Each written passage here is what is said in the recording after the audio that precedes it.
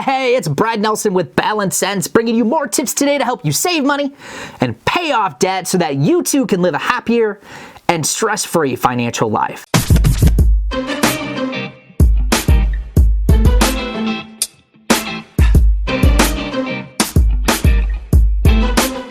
You know, one of the most common questions that I get is, Brad, I need help controlling my spending habits. What can I do to stop these impulsive and wasteful spending habits that I have because they are robbing my bank account dry?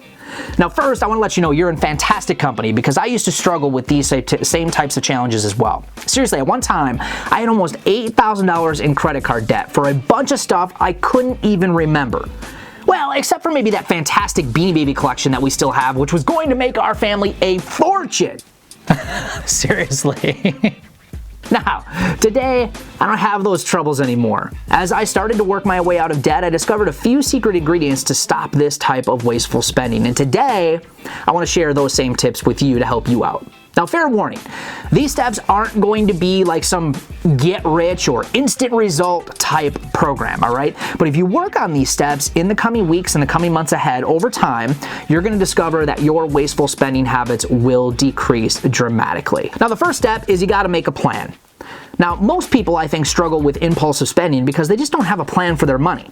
And a lot of them just lack short-term and long-term goals. But what do I mean by that? Well, if you're not working towards anything, if you don't have something, say, significant or meaningful that you want to achieve in your life or maybe your financial life, it's kind of easy to let your emotions win. It's easy to open up your wallet and hand over that cash, or even worse yet, hand over that credit card and blow your money on a bunch of stuff that you don't really need. So the first step is to establish some meaningful goals. Now, that could be a savings goal. Maybe it's like building your first emergency fund, which I always love. Maybe it's paying off a specific debt. It could be saving up for a purchase like a cash vacation. But whatever it is, it's got to be meaningful and significant enough for you to say no to the dumb stuff that you want to buy. Seriously. Number two is you got to have a budget. I know I said it, and I get it. The word budget can bring a lot of anxiety to some people, and maybe even the word boring comes to mind for you. But I think most people have this budget stuff all wrong.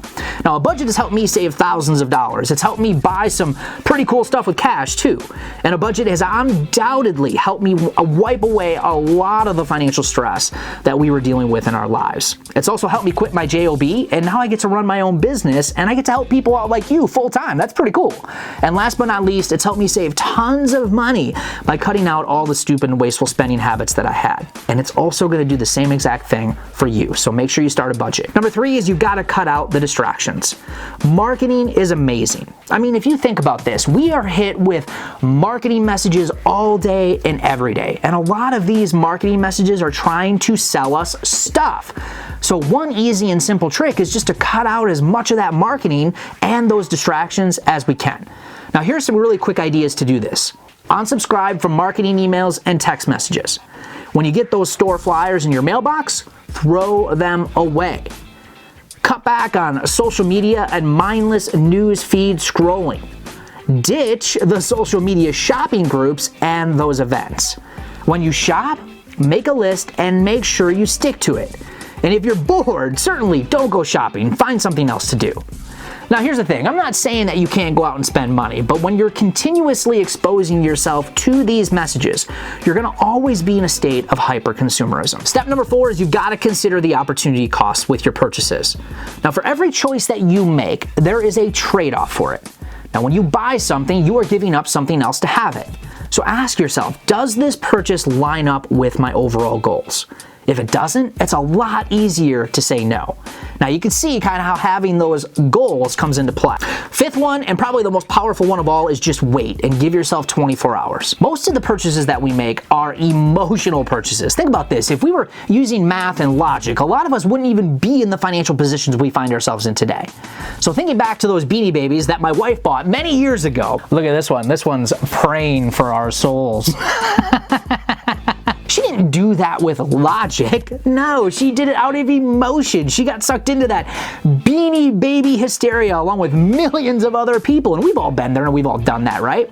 And now we're left literally with hundreds of these worthless beanie-filled plush dolls. So by removing yourself from that emotion, you will save yourself thousands and thousands of dollars in your lifetime. And we see this time and time again for those in Roots who practice this little tip. So if you want more tips on this 24-hour rule, I wrote and I filmed an entire blog post and video on this. Make sure you click in the link in the details below to check that out. Now, by implementing these simple steps and with some practice, these 5 tips will help you take control of your spending and help you eliminate impulsive and wasteful spending habits over time. Hey, if you liked today's YouTube video, give us a big thumbs up. And if you're new, hey, subscribe to our channel for more tips to save money and pay off debt and to learn how to live a happier and stress-free financial life. That would be amazing, right?